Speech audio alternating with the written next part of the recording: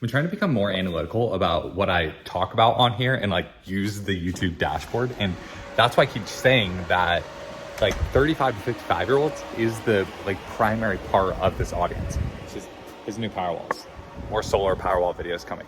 But 35 to 55 year olds are the core audience. And then in addition to that, I can see what channels people are coming from. And over half of them are not coming from Bitcoin only channels. And so that's actually what I exactly want to talk about, because like I'm a recovering Bitcoin maximalist. And so crypto people will already, and Bitcoin people will already understand what that means. Kind of like regular finance people, it doesn't super matter actually. It kind of matters. It kind of matters, but like you don't have to go off and understand all of the deep intricacies about all the different crypto factions, because it kind of all plays together, honestly. Like if you don't know what that means, so if you're coming from like normie TradFi and you don't know what all the different crypto factions are, that's evidence that you should be focused on Bitcoin, because Bitcoin is like the index fund of all of it. It is the just kind of dummy proof way to get it all right. The people that are like investing in crypto and choosing different ticker symbols, the people that do that well are hyper online. Like there's no real other way to do it rather than being hyper online. So if you're not, like if you only are consuming less than an hour of information a day, there's no real reason to stray past Bitcoin. And this isn't the reason why then for the crypto people, why I bring up how I'm a recovering Bitcoin maximalist. It's not that I'm anti-investing in other crypto, actually. Like I'm not anti-investing in other crypto. What's interesting is that as I've branched out and met more and more people, like I've met like a 6-figure Ripple guy like recently. I've met a 6-figure Cardano guy recently. And there's no thesis there. There's no there. And I'm not, that maybe that's coming across as anecdotal, but people that aren't in the weeds about crypto every day, that then hear about different cryptos, they're not married to that. Like they're not married to the story of it. They just see it like any other growth stock. So it's not like they're a crypto purist that bought this specific L1 because they really believe in the tech of that L1 versus all the other L1s. No, it's they had money to place, didn't like the options in the stock market, like the new thing, and even though it's a big-ish number, it's a small number for everything they have going on. This dynamic is what's causing crypto people and TradFi people to be underexposed to Bitcoin, because Bitcoin is just sitting there. Like it's just sitting there, and the current Bitcoin only advocates aren't doing a great job of talking to like crypto people or talking to kind of that regular TradFi person. And I know I'm kind of mixing, when I say TradFi person, I'm kind of saying we need a word that's a hybrid between normie and TradFi person, because normie is very pejorative. Like it just means they're just like clearly not clued in. And I guess it's just like the 35 to 55 year old that works a job that isn't hyper online, but does consume like alternative financial media. That person. That's how you end up as the 6-figure altcoin guy in like old L1s that the time has passed. And can they still go up measured in dollars? Sure. Everything can go up measured in dollars. Everything is going up measured in dollars. Totally. That's why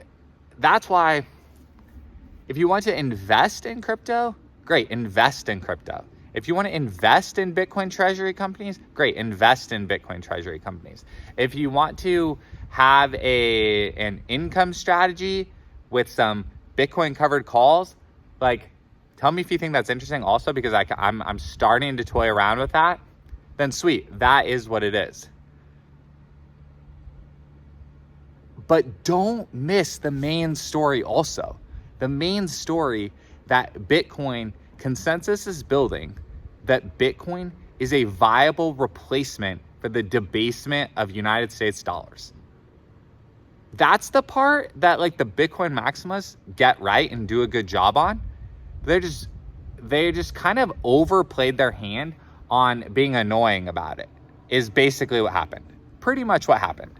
Because a lot of crypto people understand that. A lot of crypto people understand all that and are even philosophically aligned. But I think they stayed underexposed to Bitcoin almost out of spite, because it just wasn't, like, the influencers weren't great. The spokespeople weren't great. And so you got what you needed from Bitcoin, and then you went and chased newer, shinier things. And that's how I think Bitcoin kind of got the reputation that it did, as kind of like the just grumpy, older thing, in favor of kind of chasing newer, shinier things. But really, where I'm hoping to get to is this, like, now third wave of just like a mature view of what on-chain finance can be, and the way that crypto is reinventing on-chain finance with like a very grounded story of Bitcoin is better than fiat money. Bitcoin is better than fiat money. And you don't want to be underexposed to that core concept. You don't want to be underexposed to that core concept. And then if you have a genuine edge or a genuine way to pick alternate L1s or derive income from trading or whatever, then great and awesome. Great and awesome. But don't be underexposed to the core story that Bitcoin is better than fiat. What that also opens up for me is the emotionality behind,